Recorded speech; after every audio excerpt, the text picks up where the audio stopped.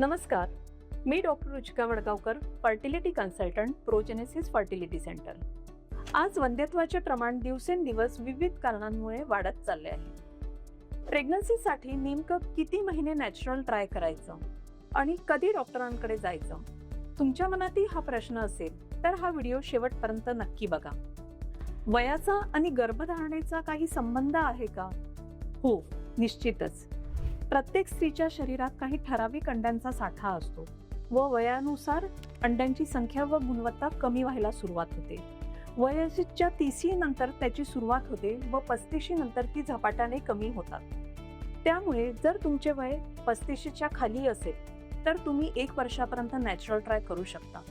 पण 1 वर्ष प्रयत्न करून देखील तुम्हाला गर्भधारणा होत नाही आहे तर अशा वेळी डॉक्टरांचा सल्ला घ्या. जर तुमचे वय 35च्या पुढे आहे तर तुम्ही 6 महिने नॅचरल ट्राय करू शकता. सोबतच तुम्हाला अगोदरच्या काही समस्या असतील जसं की PCOD, थायरॉइड, वारंवार गर्भपात होत असल्यास, अगोदर अंडाशयाचे कधी ऑपरेशन झाले असतील किंवा शुक्राणू संबंधित काही समस्या असतील तर अशा वेळी तुम्ही वाट पाहू नका. प्रेग्नन्सीसाठी नॅचरल ट्राय करताना तुम्हाला काही गोष्टी लक्षात घ्यायला हव्यात. सगळ्यात महत्त्वाचं ओव्ह्युलेशनची वेळ समजून त्या पिरियडमध्ये रिलेशन्स ठेवणं खूप महत्त्वाचं आहे. मेन्स्ट्रुअल सायकलमध्ये 2 फेजेस असतात, follicular and luteal. Luteal phase ही 14 डेजची फिक्स्ड असते. समज तुमची सायकल 30 डेजची आहे तर तुमचं ओव्ह्युलेशन हे साधारणतः 16th डेला होणार आणि समजा तुमची सायकल 35 डेजची आहे तर तुमचं ओव्ह्युलेशन अराउंड 21st डेला होणार. व ओव्ह्युलेशनची वेळ समजून 3 ते 4 दिवस पासून अल्टरनेट डे तुमचे रिलेशन्स यायला हवे. सोबतच तुम्ही तुमच्या लाईफस्टाईलमध्ये पण काही चेंजेस करायला हवे, जसं की तुम्ही संतुलित आहार घ्यायला हवा, नियमित व्यायाम करायला हवा, तुमच्या वजनावर तुमचं नियंत्रण असायला हवं, तुम्ही कुठल्याही गोष्टीचा स्ट्रेस घ्यायला नको, पुरेशी झोप घ्यायला हवी. सर्व प्रयत्न करून देखील तुम्हाला प्रेग्नन्सी राहत नाही आहे तर अशा वेळी मात्र तुम्ही फर्टिलिटी सेंटरला व्हिजिट करायला हवा.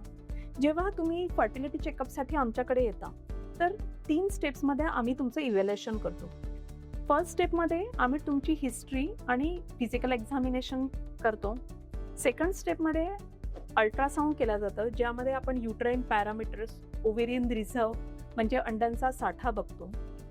हजबंड सिमन ॲनालिसिस म्हणजे स्पर्म्सची मोटिलिटी, मॉर्फोलॉजी आणि काउंट बघितला जातो. आणि काही केसेसमध्ये आपण ब्लड टेस्ट म्हणजे हार्मोनल टेस्ट करतो.